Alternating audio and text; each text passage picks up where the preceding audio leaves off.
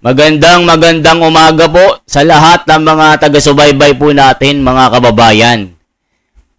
Kung si Eden Santos Suarez ay binalasubas ng PCO ng Malacanang at talagang pinatatanggal na po ito at gustong palitan ng bagong reporter at sumulat pa ito sa Net25. Ngayon po mga kababayan, hindi na rin nakapagtiis ang ating kapatid na si Anthony Taberna na talagang itong mga taga-PCO na mga bobo, mga tanga, mga tolongges, mga idiot. Yan ang katumbas ng salitang mga tolongges sa Malacanang. Kay Katonying po galing yan. Mga mahal kong mga kababayan, isipin nyo, ang isang magiting, magaling, pinakamalupit na reporter sa kasaysayan po na si Eden Santos, tinulongges ng mga animal na ito, mga kababayan. Pati si Camarcoleta hindi rin nakapagtiis Sinabi niya dito, hindi makatwiran ang ginawa ng PCO. Pati si Anthony Taberna, mga kababayan, hindi rin nakapagtiis. Kaya ang mga ito, pinag-uumpog ng salitang hindi makain ng kahit unggoy na gutom na saging. Talaga naman mga tulonggis, mga kababayan Isipin nyo, dahil lang daw sa protocol breach na ambush interview ni BBM, yun na daw ang dahilan para tanggalin siya.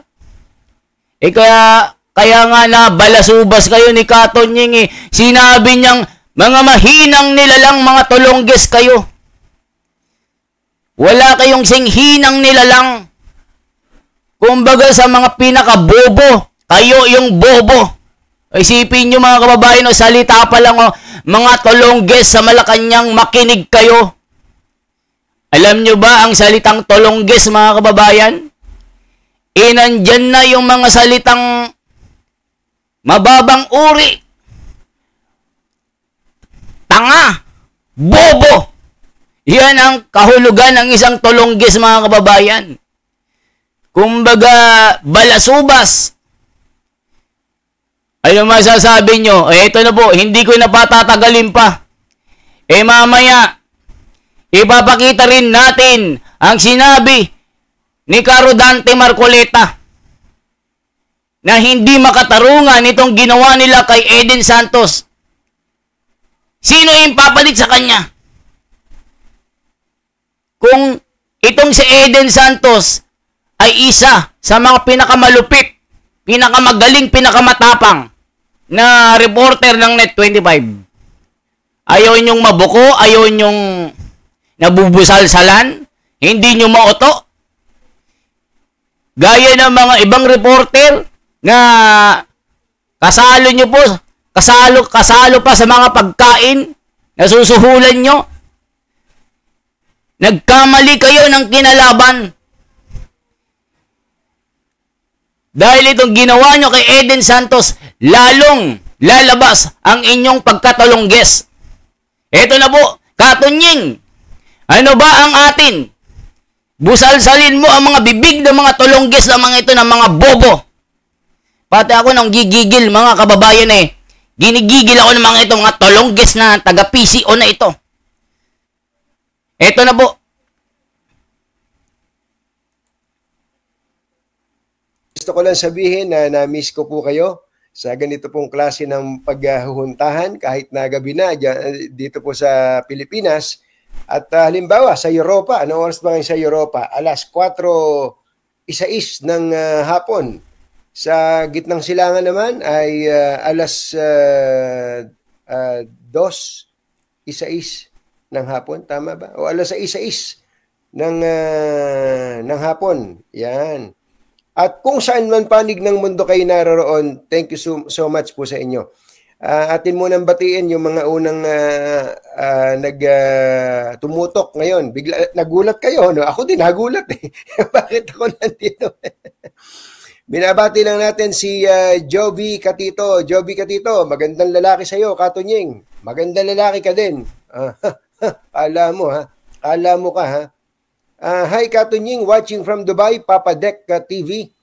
Sabi naman ni Darwin Alvarado, good PM Katunying. Cecilia Pamida, good evening po Katunying, watching from Singapore. Ayan.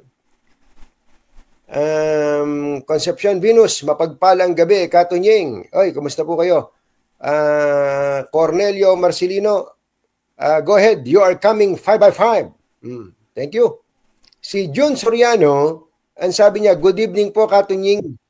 At merong nanonood sa atin mula sa Sharif Agwak, Maguindanao del Sur, si Leneton Luna Ampang. Ayan, thank you po. Ang nanonood naman sa atin mula sa Taiwan ay si Quench Ping Chilin. Ayan. Si Marisa Milyar, hi Katunying, watching from San Antonio, Texas.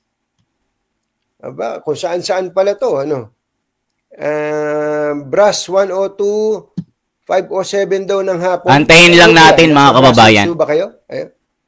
Edita Hernandez, good PM po. Tamayo Clifford, taga Tugigaraw. Ayan. At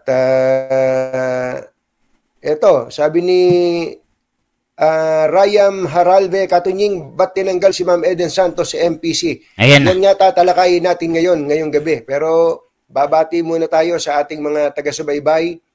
Si Lev, Timothy at Sadi ay nanonood daw po from Sagana, QC, Katunying. Jennifer Navales nanonood sa Yokohama. Yari kayo kay Katunying. Pythagoras Wong, hi Katunying, watching from Legazpi City. At nanonood naman mula sa Alemanya si Jemski Alcomid. Ayan. Ayan. Mula sa Tugigaraw si Tamayo Clifford, si Sheila Poras. Uy, Ate Sheila sa Singapore. Kapatid mula ayan, sa lokal ng Milan West, Evelyn Luistro. Kumusta po kayo? Ayun. Anyway, umpisahan na po natin. Eto na. Din lang at nabanggit ng isa nating tagapanood at taga Jeddah, Saudi Arabia pala si Brass 102. Okay. Taga Dipolog. Ito, tama-tama. Rayam Haralve, ito na po. Pakita nga natin yung picture ni Eden Santos. Pambihira naman si Eden. Talagang pinili namin Eden yung pinakamaganda mong picture ha. Alam nyo, itong si Eden Suarez, hindi niyo po, yun, tama po kayo. Ang kanya pong totoong pangalan ay Eden Suarez. Tapos nung nagkaasawa na siya po ay naging Eden Santos na, ano. Hindi niyo po na itatanong, ay matagal ko na pong nakasama yang si Eden eh. Kung di ako nagkakamali, baka malaman yung edad, ano. Mga nasa humigit kumulang 30 taon. Ako po kasi nasa media, nagsimula ako ng 92, 33 years na po ako sa media. Si Eden, mga humigit kumulang, mas matanda ako dyan eh, mga 25, 26 o 26 years na sa media to. Kasama ko po lagi yan at napakasipag na bata. Ang isa pa pong reporter na masipag din, na sabi niya jack of all trades, ano. Ito pong isa pong kaibigan din namin pero pumanaw na, ito pong si May Rivera. Ayan, mga kasama natin sa Eagle Broadcasting Corporation nung ako po'y reporter pa sa DZEC noon. At ang totoo, kahit na ako'y napirata na ng DZMM, ABS-CBN, mga kaututang dila pa rin natin yan. Ito sila Eden Santos. Kaya pwede ko pong sabihin that I know this girl, I know her principle. Alam ko din kung gaano siya kalalim, gaano siya kapassionate sa kanyang ginagawa, gaano siya maaasahan, at gaano niya pinagbubuti kung ano man yung assignment na ibinigay sa kanya, kahit saan pa yan.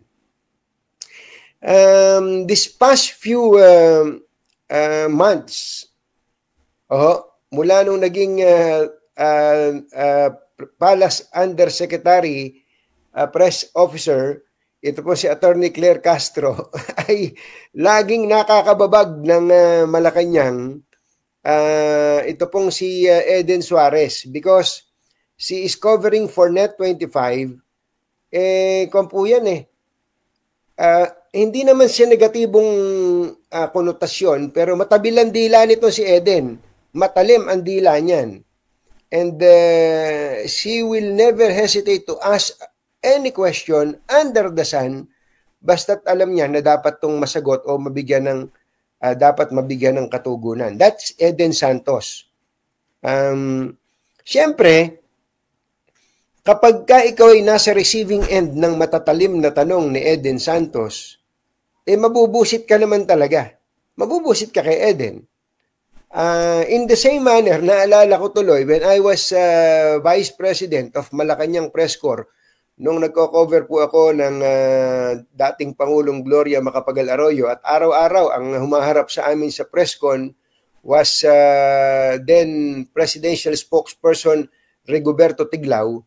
Nabubusit din sa amin si Rigoberto Tiglao sapagkat ako, kasama ko si Vic Sumintak at saka itong si Hilka Bakungan, we're always asking the hardest question siguro sa press corps na wala po sa outline o sa script, so to speak, na mga kababayan, kataberna na po ito. Katonying, ang pinakasikat na TV personality, journalist sa kasaysayan. Kita nyo naman, di ba? Saan kayo nakakita na isang reporter dahil lang sa sinasabi nyo na dito sa safety protocol na ito, tatanggalin nyo ang isang Eden Santos? Hindi ba naman mga tolongges Di ba Katonying? Naging vice president pala ito. Same lang din ang experience pero hindi gaya ng ginawa ng mga tolongges sa PCO ngayon. Mga kababayan, ituloy pa natin Katonying, bigyan mo nga ng uppercut ang mga ito, ng mga tolongges, ng mga bobo. Katonying, gigigil ako Katonying Isipin mo, nasaktan ako sa ginawa nila kay Eden Santos na idolo ng bayan. Sige Katonying, ikaw na ang bahala. Inilalatag po nila. So talagang ganun Ganun po ang buhay ng reporter, Hindi para magmagaling, kundi kung gusto mo makakuha ng mainam na istorya, you will never fear. You will never be afraid to ask the hardest but the most sensible question. Ganun po dapat, Trabaho lang, trabaho lang, walang personalan. So, si Eden po, laging nagtatanong ng nakakabusit in so far as Malacanang is concerned. Baka nakakabusit sa perspective ni Attorney Claire Castro, baka nakakabusit sa paningin ng mga taga-Presidential Communications Office o PCO, baka nakakabusit sa paningin ng mga supporters ni Pangulong Bongbong Marcos, but be that as it may, sabi nga po ng mga Inglesero, trabaho po ni Eden ang magtanong. Opo, trabaho po ni Eden ang magtanong. Kaya nga tanong di ba? Kaya nga siya reporter. Ang trabaho po ng reporter is basically to inquire, to elicit answer from a resource person. Taga Malacanang Press Corps po siya. So ang laging nakaharap po sa kanya, ito pong si Attorney Claire Castro. Okay. Hindi naman po siguro ipagkakaila ng Malacanang na nabubusit sila kay Eden Santos. At marami na po tayong mga napanood na mga video clips, marami na po tayong napanood ng mga vlogs, pati nga yung mga vloggers na mahilig mag-fake news, kine-carry yung mga tanong ni Eden Santos Totoo. Sa Malacanang. So depende nga kung saan ka nakatayo, matutuwa ka, on the other hand, ay mabubusit ka naman kay Eden wherever you stand. ano po, kung saan ka nakatayo. Ito na po mga kaibigan. Ito na sinasabi nating mga tulongge sa Ayan na. Malacanang. Bumubelo Pero na. bago lang natin ipagpatuloy ang mga tulongge sa Malacanang, ay gusto lang po nating batiin ang aking pinsan na si Pinsang June Alonso. Pinsang June Alonso, isa po sa pinakamatinding tao na nakilala ko sa balat ng lupa. Pinsang makalaw ako na nag-estima sa amin nung kami nagpunta dyan sa Espanya. Ayan. At siyempre ang kanyang butihing may bahay. Mga kababayan, dito ako believe kay Taberna, kay Katunying. Talagang binabalanse yung mga pangyayari. Sinasabi nila, ano ito, balimbing. Pero sa akin, hindi po mga kababayan. Siyempre, journalist ito. Hindi ito magiging panatiko mga kababayan. Tinitimbang lahat ang mga bagay-bagay para hindi sabihing bias. Maaaring kinakampihan ka ngayon, maaaring bukas hindi na. Yan ang sinasabi ni Katunying. So ngayon, binakbakan itong mga tulongges na mga bobo, mga idiot na taga-PCO ng Malacanang, nagpapakitang gilas Ang sasabihin ni Katunying dito, bakit si Eden Santos ang tinanggal nyo? Ba't hindi nyo tinanggal yung PCG o yung mga presidential o PSG, Presidential Security Group, na inallowed itong si Eden Santos doon sa sinasabi na pinagbabawal na lugar kung saan pwesto ang mga reporter. Kaya kayo mga tulongges kayo, dapat kayo mga tanggal Kayo mismo kasi hindi alam ni BBM ito. Gumagawa lang kayo ng kumbaga pasikat pabango tayo ha. Tanggalin natin si Eden Santos. Ngayon, yari kayo. Kayo ang matatanggal. Pag nalaman ito ni BBM, baka hambalusin pa yung mga pagmumukha niyong mga tulongges kayo. Ito na po mga kababayan. Gigigil kasi ako Katunying pasensya na po kayo ha. Ang kanyang butihing may bahay na si Ate Jinky. Ate Jinky! Ate Jinky! Woo! Kumusta po kayo? Ayos Okay na, lang po. marunong na ba kayo mag-Espanyol? O katulad ko na no hablo Espanyol? Buenas tardes. At siyempre, binabati natin ang Mamita. Si Kuya Carlo, yung kanilang anak na mas matandang lalaki, at saka si Kuya Cedric. Ayan, Cedric Alonso. At yung kanilang bunso, ay ang kanilang pinakabunso na si Celeste Minet Alonso. Ayan, sila po ang nag-estima sa amin diyan po sa Madrid, ayan, sa Espanya. Maraming salamat. Ay magagaling nang mag-Espanyol tong mga batang ito. At least ang kagandahan naman ng lahing Espanyol at lahing Pilipino, ang lengguwahe halos sa magkakaugnay. Mga tinuro sa ating mga salita na Espanyol ay naisangkap na sa wikang Filipino. Halimbawa, yung kalye, di ba? Yung kalye ginagamit natin with the K, K-A-L-Y-E. Pero diyan sa Espanya, kalye din. C-A-L-L-E. Ayun. Halimbawa hapagkainan, mesa. Ganun din. Ganun din naman sa kanila. Mesa sa kanila, mesa din sa atin. Pag maliit yung hapagkainan, ang tawag po doon ay la mesita. Ang pinggan, plato. Pareho din. Pag maliit na plato, Platito.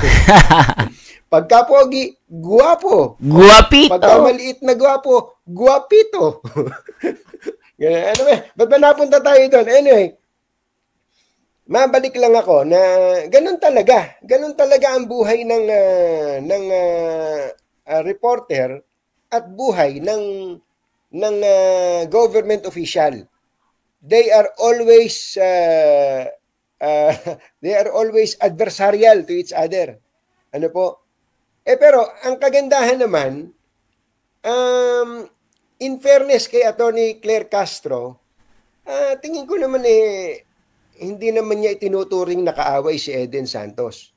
Ito galing sa puso ko to. Ang tingin ko, ang basa ko, si Attorney Claire Castro, hindi niya itinuturing na kaaway si Eden Santos, bagamat paminsan-minsan, nabubusit siya ni Eden Santos. Katunayan, meron niyang isang larawan na pinadala pa sa akin si Attorney Claire Castro, ano? At meron ba tayo nung yung picture na, alam ko, pinost din ng Net25 yun no? Ayan, tinan nyo na. Naglalambutsingan pa naglalambutsingan. Tinan nyo na, Sino mag-iisip na magkababag sila? So, tingin ko, between Claire Castro and Eden Santos, mayroon mang animosity every now and then, ay hindi sila magkaaway. Kaya lang, may mga tulongges talaga sa Malacanang na hindi yata alam kung anong kanilang trabaho. Naturingan pa naman na sila yung mga dating reporter. Alam niyo po ang tinutukoy ko? Isa pong kabuktutan, didiretsuhin ko na, isang kabuktutan ang ginawa ng isang tulongges dyan sa Malacanang. Ang pangalan po nung taong yan, ito alam ko nakasama ko ba sa coverage? Pero ako po kasi, when I was a reporter, nag-cover ako ng police beat, ng general assignment, ng PNP, ng Camp Aguinaldo, ng courts, ng Congress, ng Senate, ng Malacanang, ng sports, ng business. Yun po ang aking assignment. Pero hindi ko matandaan kung nakasama ko sa coverage itong si Errol Kabatbat, ASEC Errol Kabatbat Mantakin ninyo mga kababayan, nagsulat itong si Errol Kabatbat, ng liham sa Net25. Ito pong si Assistant Secretary Errol Kabatbat. At alam niyo ba ang kanilang sinasabi sa sulat na ito, mga kababayan? Kundi ba naman ng gusto nila tanggalin. Ang gusto nila tanggalin itong ng Net25 si Eden Santos bilang reporter na naka-assign sa Malacanang. Ano ba itong taong to? Saan ba niya napulot yung ganong klase ng kapangyarihan? O sakop pa ba? Alam ba nila na hindi nasakop ng kanilang kapangyarihan niya? Yan sinasabi po nila, meron daw pong violation ng protocol. Ito pong si Eden Santos sa pagkukover sa Pangulo. At meron nga daw pong pangyayari na nilapitan daw po ni Eden Suarez, ayan si sinasabi Pangulong ko. Bongbong Marcos, na labag daw po sa protocol. At hindi lang daw po minsan, 2 beses pa yata, na nilapitan ni Eden ang Pangulo. Nung po bang ang Pangulo naging witness sa pag-destroy sa mga illegal drugs ng PDEA. Sumakit ang ulo ko. Alam mo, Mr. Kabatbat. Ayan na. Kabatbat nga ba ang pangalan nito? Bardagolin mo yan. Gigigil ako, katunying. Alam mo, Mr. Kabatbat. Ayan na. Ayan. Kala mo, kilala ko to. Naalala na pasikat. Na-cover. Baka nakasama kita. Tama, Errol Kabatbat. Siya po ay Assistant Secretary Errol Kabatbat ng Presidential Communications Office. Alam mo, pare ko, kung meron ka mang dapat nasitahin, ayan na. Kung bawal palang makalapit sa Pangulo ang reporter, yan na mga kababayan, sasabihin ni Katunying dito, kung hindi ka ba naman di nag-iisip ng tama, bangag to May tama sa utak ito mga kababayan Isipin mo, dapat yung PSG ang tinanggal mo. Sisihin mo, hindi si Eden Santos. Pakinggan nyo po itong sinasabi ni Katonying. Nanggigigil ako Katonying, banatan mo nga mga tolonggis na mga bobo na mga ito. Kung meron ka man dapat sitahin, ang Presidential Security Group. Sinasabi ko. Bakit sila pumayag o naging maluwag na pinapasok o pinalapit si Eden Suarez Santos kay Pangulong Bongbong Marcos kung bawal pala yon? Sinasabi ko na. Higi nga. Sinasabi ko na. Kung meron talagang mga pwestong hindi pwedeng puntahan ng reporter sa pagkukover sa Pangulo, dapat harangin agad. Nakikita mo talagang hindi makakapasok. Harangin agad. Harangin agad ng PSG. Kung pag-aaralan natin mga kababayan at ito'y titignan ng hukuman at magkakaroon ng matinding debate, matatalo kayo sa korte. Yan ang sinasabi ni Katonying. Bakit si Eden Santos ang pinanggigilan nyo? Yung PSG ang ano inyo, sitahin nyo. Hindi ginagawang trabaho.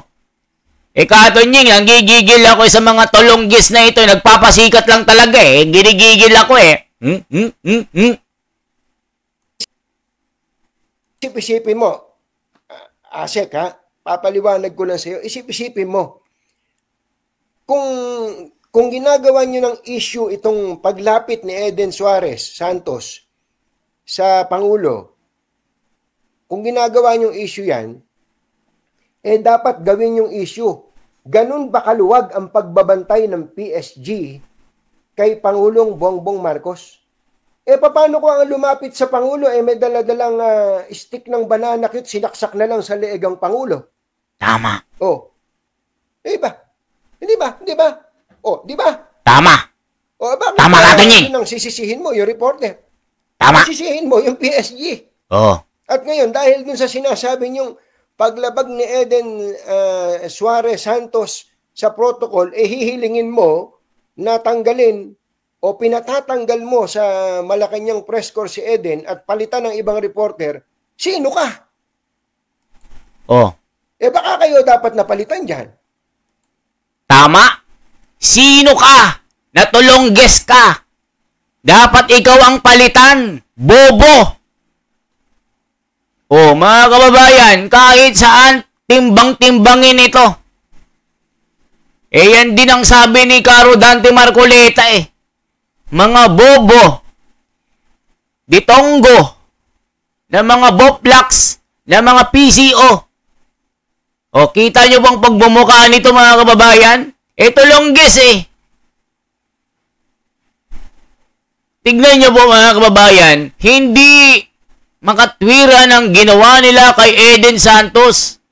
Ginawa lang siguro ito para kasi nainggit na sila mga kababayan masyado nang sikat si Eden Santos Kaya si Katonying gigil na gigil sa inyo sa mga tolongges sa Malacanang ituloy pa natin Katonying, paano naging bobo na naging tolongges na mga kupal ang mga ito.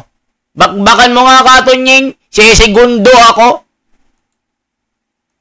Hindi kaya kayo ang dapat natanggalin dyan? Dahil hindi nyo naman yata naiintindihan yung trabaho ninyo?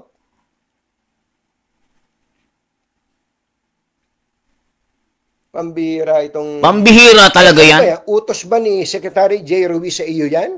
Nako po. Kaibigan? Kung utos sa iyo ni Secretary J. Ruiz yan, magsama kayo. Magsama sila, Katonying. Hindi nyo ba naiintindihan? Nag-cover ba kayo ng Malacanang press? Magsama sila, Katonying. Kung ako, Katonying, hindi lang bardagulan na itong bardagulan. Hindi nila alam ang kanilang mga ginagawa. Diba, Katonying? Tama ang iyong reaksyon. ako'y sumasang-ayon sa iyong mga naratibo. Di ba? Alam ba nila ang kanilang mga ginagawa? Ba't nila inusig itong si Ka Eden na ito? Maaaring nagpapasikat ang mga ito, Katonying Dapat sila nga ang matanggal sa trabaho. Kasi, Tolongges bakbakan mo nga, Katonying. Segundo ako. Nandito lang ako sa likod mo. Naging bahagi ba kayo ng Malacanang press corps sa kasaysayan ng buhay ninyo? Hindi nyo ba naiintindihan ang mga alituntunin dyan? Mabuti ang Malacanang press corps naglabas ng kanilang stand at sinabi nilang hindi sila pumapayag dun sa kahilingan o yung parang ini-impose nitong Errol Kabatbat na palitan si Eden Suarez. Mabuti na lang at ang Malacanang press corps ay nanindigan. Pambira itong mga taong ito. Uulitin ko, alam nyo ba ang ginagawa ninyo? Hindi nila alam. Kayo nahiya. Nakakahiya sila. Na ang maging resulta ng inyong pagtatrabaho, kung nagtatrabaho man kayo, ay maging kaibigan ang mga nagko-cover sa Pangulo. Dahil importante yun meron pong working relationship ang media at ang gobyerno. Nagiging adversarial pa kayo sa mga mamamahayag. Baka nakalimutan nyo na kaya kayo nandyan para ipalaganap ang alin? Ang mga programa ng inyong principal. Sino ba principal ninyo? Ang Pangulo. Ang dapat na nalalagay sa balita, kaibigan, ay ang Pangulo, ang inyong principal. Siya dapat ang laman ng balita. Yung mga mabubuting ginagawa niya, kung meron man, ang laman ng balita. Ano laman ng balita ngayon? Kayo! Kayo laman ng balita. Mga tinamaan kayo ng magaling. Mga tinamaan nga ng Katolonggesan, Katonying. Dapat, ang laman nga ng mga balita nyo, itong mga magagandang proyekto ni BBM, hindi yung mga ginagawa nyong katangahan, kabobohan, Katolonggesan. Isipin mo, mali ang mga ginagawa nyo. Buti na lang daw itong Malacanang press corps. Sumagot ng hindi pagsang-ayon sa sinasabi ng kabatbat na ito. Na walang binatbat. Isipin mo, hindi sila pumayag, hindi kami papayag sa inyong kagustuhan na papalitan ng isang Eden Santos. Diba, Katonying? Tama lang na bakbakan mo sila. Tapos nasa likod lang din ako. Ako ang tagakuha ng reserba na pangbanat. Diba, Katonying? Hindi nila alam ang kanilang ginagawa, Katonying. Tama ang sinasabi mo. Dapat sila ang tanggalin. Pag nalaman ito ng amo nila, hoy mga bobo, mga Tolongges kayo, hindi na kayo pwede dyan, mga tanga kayo, mga bobo talaga kayo, ipapahiya nyo pa ako, masisira ako lalo dyan. Hindi nila alam ang ginagawa nila, ikasisira ng amo nila, yung principal nila. Diba, Katonying? Bakbakan mo nga, Katonying. Gigigil ako sa mga ito, mga Tolongges talaga. Mr. President, pagtatanggalin nyo na itong mga to at pabigat lang sa inyo to. Palagay ko, hindi lang itong si Errol Kabatbat. Pagtatanggalin nyo na yung mga yan. I-massacre na. I-wipe out na yung mga hindi nila alam ang kanilang ginagawa. Ang pinagbubutihan ninyo kung paano gigipitin ng media. Ang pagbutihan ninyo ay kung papaano magiging malaganap kung meron mang ginagawang mabuti ang administrasyong ito. Kung meron man. Hindi. Ang pinagdidiskitahan nyo ay ang media. Sabi nga, do not shoot the messenger. Pambira itong mga tao. Ayan, kayo laman ng balita ngayon. Tuwan-tuwa siguro kayo na kayo laman ng balita. Ako, uulit, katulad na lang nito. Gigigil ako, Katonying. Ito, total, nabanggit ko na si Secretary J. Ruiz. Nakasama ko po siya sa ABS-CBN at wala naman po akong masamang tinapay kay Secretary J. Ruiz. Pero, Secretary J. Ruiz, ako naman tayong kapatid lang ito, kahit di man tayo magkapatid at mas pogi ka namang di hamak sa akin, ano? Tama, mas pogi pa ako dyan. Hindi ba, kayo na-bypass, di ba? Na-bypass kayo ng Commission on Appointments. Tama. Tapos, kayo ay nabalitang tatanggalin. Tama. Pagkatapos, kayo ay binigyan ng appointment na acting secretary. Ibig sabihin na downgrade na po yung inyong appointment. True. At tapos ngayon, Secretary J. Ruiz, ang balita ko po, sana hindi ito totoo, kayo daw po i-demote pa, gagawin daw kayong Director 4. Secretary, hindi nyo kailangan yan. Hindi nyo kailangan ng ganyang paglapastangan sa inyong dignidad. Kung ayaw sa inyo ng Commission on Appointments, ganun talaga eh. Kung ayaw sa inyo ng Malacanang dahil hindi naman siguro ninyo na i-deliver what was expected of you, huwag nyo namang alisan ng dignidad ang inyong sarili. Opo, huwag nyo namang alisan ng dignidad ang inyong sarili na baka tanggapin nyo pa yung posisyon na director from secretary, magiging Director 4 kayo para maging pinuno ng Presidential Action Secretary. Huwag niyo pong alisan ng dignidad. Ako po ay nagmamakaawa sa inyo. Bigyan niyo po ng dangal ang inyong sarili. Bitawan niyo na po yung pwesto na yan. Hindi po kayo mawawala. Hindi po kayo mahuhubaran. Hindi po kahinaan na mawala sa inyong posisyon na yan. You tried. Yes, you did your best. Sabihin nyo, you did your best. You tried your best. Pero hindi po ito ang buhay nyo. Kung mawala man po sa inyo yung posisyon na yan, at least buo pa ang inyong pagkatao. Huwag kayong tatanggap ng posisyon that is lower than secretary. At least dito po sa kaparehong ahensya na Presidential Communications Office. Secretary, maawa po kayo sa sarili ninyo.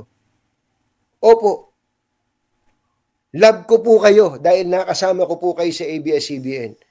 But, if you are not able to perform according to what was expected of you, hayaan nyo na sa iba yan. Sabihin nyo, at least, ginawa ko ang best ko, hindi pa rin sapat.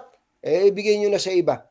Pero yung tatanggap kayo ng posisyon, baka naman maintindihan ng iba dyan, kayo merong pinoprotektahan dyan. Meron ba kayong pinakikinabangan na hindi namin alam dyan? O baka ganun pa isipin na iba. Bitawan nyo na po yan. Wala pong halaga yung posisyon na yan kung ang kapalit naman po nito para po kayong aalisan ng dangal. Pambihirang pati. So, magpapatuloy po tayo. O mga kababayan, tama lahat ang mga sentimento ni Katonying. Kung hindi mo kaya yung trabaho, umalis ka na dyan. Huwag ka nang gumawa ng pagkatulongges. Francis, Tonying, hindi magandang basahin ang heading mo. Nilahat mo na. Ganun talaga Patingin nga, ano ba headline natin? Mga tulongges sa Malacanang PCO. Patingin nga. Ayan ako na nagbasa, Katonying. Ado naman kayong matampuhin. Nanggigigil si Katonying Kahit ako, sabihin ko mga tulongges talaga Titingnan ko nga kung anong... Ayan ano ba ang title nung show natin? Mga tulongges. Mga tulongges sa Malacanang PCO. Tama lang. Di ba? Totoo naman. Ano sinasabi? Ano naman ngayon, di ba? Katonying? Sabi ko, mga tulongges sa Malacanang. Sinabi ko, lahat ng taga Malacanang, tulongges. Tulongges naman talaga. Magpapatuloy po tayo. Pati ako, Katonying Yun lang aking masasabi. Gigil ako At binabati pala natin si Undersecretary Randy Escudero. Nagagalit kayo kay Katonying dahil yung kanyang headline mga tulongges sa Malacanang PCO. Totoo naman eh. Masakit bang marinig? Malaman ang katotohanan ng ginawa nyo kay Eden Santos Suarez ay isang pagkatulongges. Sinasabi ko sa inyo eh, akala nyo, itong ginawa nyong hakbang na ito, na alisin si Eden Santos, ay mawawalan kayo ng tinik. Lalo kayong nabaraduhan sa mga bunganga nyo eh. Diba, Katonying?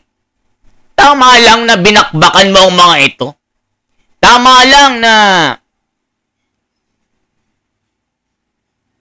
tanggapin nila ang resulta ng kanilang gawaing pagkatulongges. Hindi maganda ang kanilang ginawa na hakbang dito laban sa reporter ng Net25. Parang pinigil nila itong freedom of speech o malayang pagpapahayag. Diba, Katonying? That's my Katonying. Siya ang aking idol, mga kababayan, sa pagkakataong ito. Nailabas si Katonying ang kanyang pagiging matalino. Binakbakan ng mga tulongges talaga. Nang gigil at nag-usok ang kanyang ilong. Kahit ako, mga kababayan mapapausok talagang ilong dito sa ginawa ng mga tulongges ng Malacanang na PCO kung hindi kaya ang trabaho, umalis na kayo dyan. Magsilayas na kayo. Huwag kayong mangdamay. Tama ang sinabi ni Katonying, BBM, tanggalin mo na ang mga tulongges na ito. Lalo lang masisira ang pangalan mo. Yan ang sabi ni Katonying Ulitin natin. Kulanggo na nanonood sa atin, si Dennis Aliarmo. Dennis, magandang gabi sa inyo dyan sa San Mariano. May nakausap ka bang Espanyol dyan? Si Senyor Carlos. Densyo, pumunta daw sa ating komisary dyan sa Nueva Ecija ang isang country manager ng isang malaking kumpanya dito sa Pilipinas na isang Espanyol. Matindi, no? Madrid, galing sa Madrid, Espanya. Kinausap mo sana, Densyo, ng andale, Speedy Gonzales. Yan, sinasabi po. Sabi naman itong si Bonnie TV, kaya love ko yan, si Katonying direct to the point, listening from Toronto.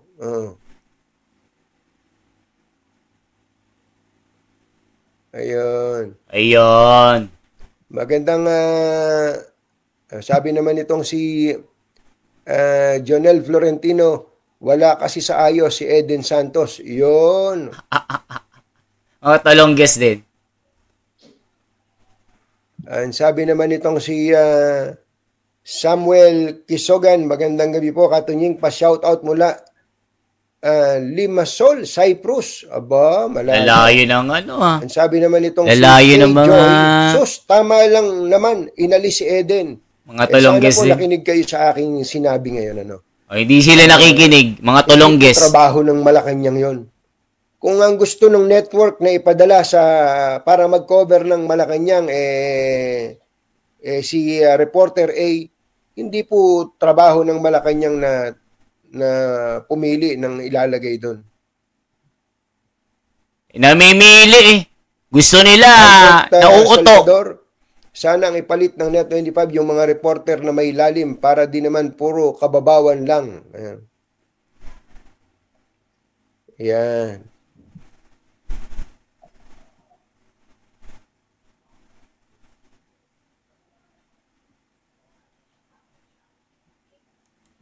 O mga kababayan, ano ba sasabi nyo? Di ba totoo ng mga tulongges talaga mga ito? Handa, tama naman heading. May mga tulongges naman talaga sa Malacanang. Heading. Yung title pala yung sinasabi nyo, title. Oo, Katonying. We call that clickbait, Katonying. In order that the viewer will watch that. Katonying, halos lahat na lang ng taga-Malacanang Tolongges. Nagkakalat. May nanonood sa atin mula sa Davao City, CM Junard Abinsay. Ayan. O mga kababayan, yan po ang ating bahagi. Ano ang masasabi nyo? Totoo ba na mga Tolongges ang mga PCO Malacanang? Dahil sa ginawa nilang hakbang na tanggalin si Eden Santos, lalo silang nabash ng mga netizen. Kaya lang nila tinanggal ito mga kababayan para hindi sila mabusalan. Hindi sila mabuljak ng mga buljak. Gusto nila yung mga reporter na pinapadala dyan, yung mga uto-uto, yung laging pabango. Ayaw nila nang bubuljak. Ayaw nila yung reporter na gusto kasi nila yung parang aso, yung lapdog. Gusto nila, ikaw ganito lang ang tanong mo ganito, ganyan, ganyan. Gusto ko hindi negatibo, gusto ko laging pabango. O, di ba mga kababayan? Yan ang ginagawa ng mga ito, kaya natawag na Tolongges ni Tunying. Yan mga Tolongges sa Malacanang. PCO, makinig kayo. Mga bobo kayo, Tolongges kayo. Yan ang totoo. Si Tunying nagsabi niyan, hindi ako.